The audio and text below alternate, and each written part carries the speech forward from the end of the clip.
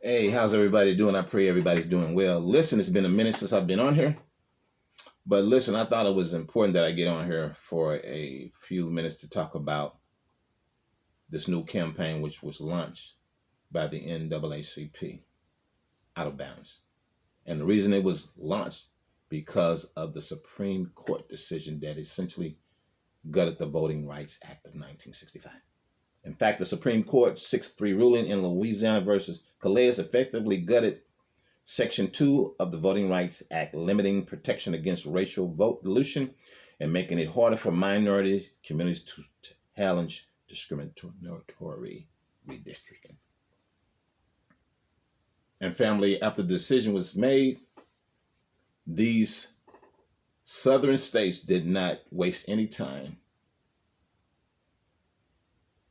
redrawing the maps, which will essentially eliminate the voting power of Black communities.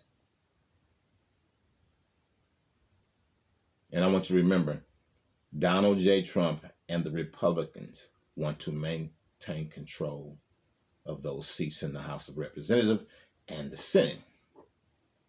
This is what this was about. Unfortunately, the Republicans have a majority on the Supreme Court.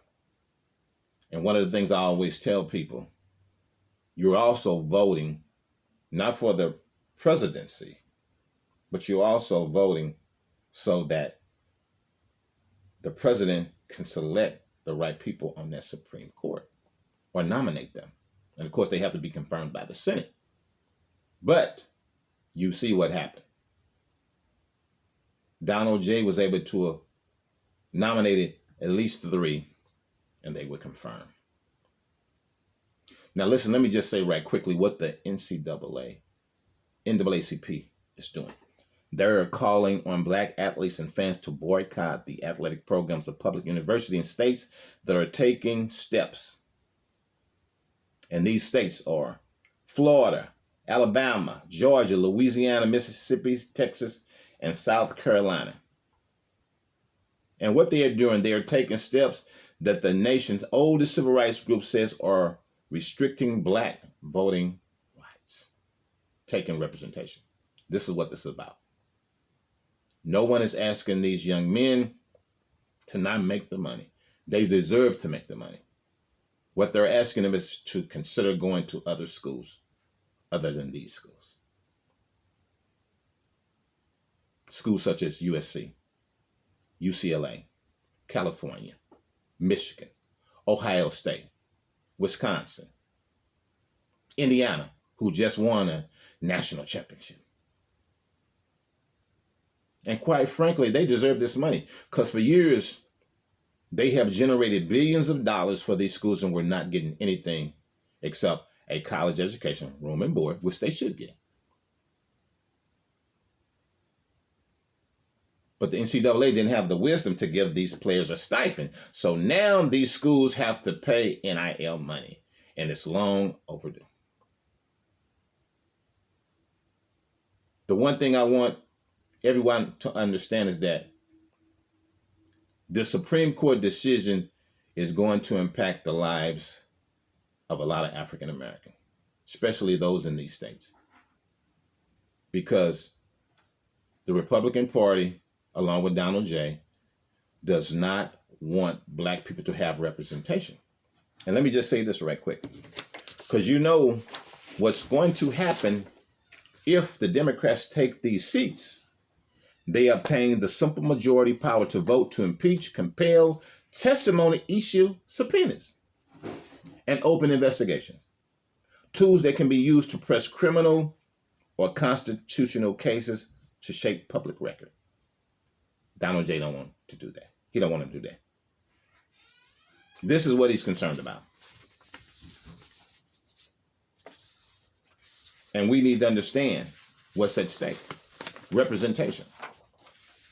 And a Democratic takeover of the House in November would give Democrats the power to open formal impeachment proceedings and expand oversight of President Trump.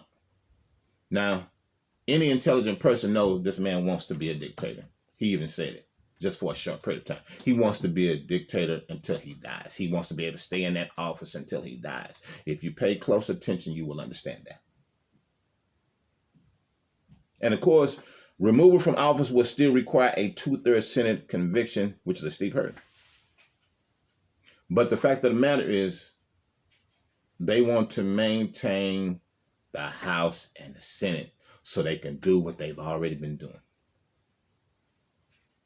They've been making decisions that have impacted not only black people, but poorer people, working class, and even middle class. But unfortunately, many of them do not have sense enough to realize that because they have drunk the Mac Kool-Aid. But that's another story. But the main thing is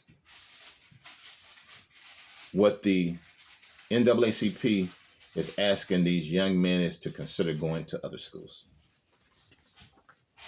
Not to not make the money. Just consider to go into other schools. And trust me, if they do, trust and believe,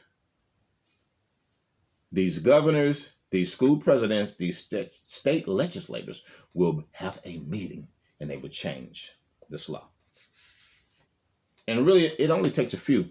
I want to tell you right quickly about a young man who played football at Mississippi State. His name was Kylan Hill. In 2020, he threatened to sit out the upcoming season if Mississippi did not remove the Confederate battle emblem from the state flag. You know what happened? Shortly thereafter, they had a meeting and they removed it. One young man. So imagine if it's a few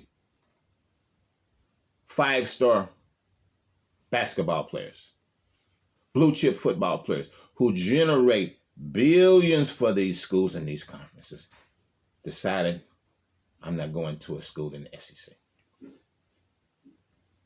Alumni will be up in arms because it's about bragging rights. But let's be clear, family. These young men help pay for other programs at these schools, and they also, because of the money they generate, they add buildings to these schools. And they pay for the salaries of the presidents and all of the staff at these campuses. It's about the money, the Benjamins. Because at the end of the day, money still talks. It still talks. And that's the bottom line. And for those who say these young men should not have to make a sacrifice, I want you to remind you of what the young people did in the 60s, trying to get the right to vote, trying to be able to integrate a lunch counter. It was young people, high school students, and young college students. If you doubt it, just do a Google search. Get on YouTube. You know what happened in Alabama? The racist Bull Connor sick German shepherds on these young people. And he sprayed fire hoses of which the pressure was so high, it knocked them to the ground. These were young people who were not in a position to generate billions of dollars for these schools in the South. They put their bodies on the line, their lives on the line, so that black people could have civil rights. So you can't use that. They understood the assignment, and I have nothing but respect for them. And again, let me say this.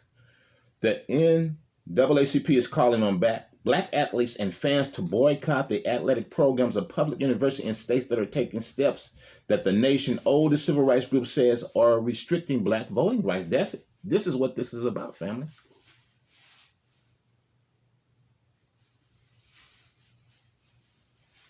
Now, you can sit up and say politics does not make a difference. It has.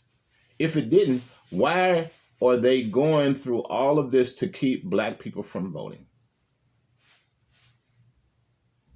Because they know, historically and today, the votes of black people still make a difference. And if black athletes participate in the boycott, it could deplete rosters for powerhouse football and basketball programs across the Southeastern Conference and Atlantic Coast Conference. I want you to get that. And the schools that are being targeted are Alabama, Florida, Georgia, Louisiana, Mississippi, Texas, and South Carolina. And you might as well throw Missouri in there too, because they're trying to take that seat from that brother in Kansas City.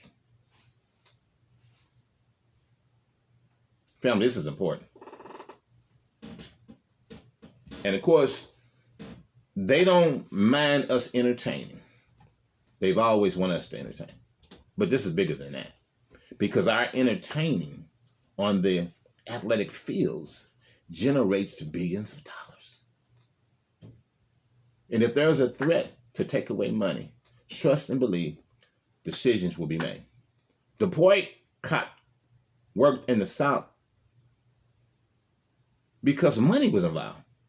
The Montgomery boycott, which lasted X amount of days, they shut down the bus companies. You know why?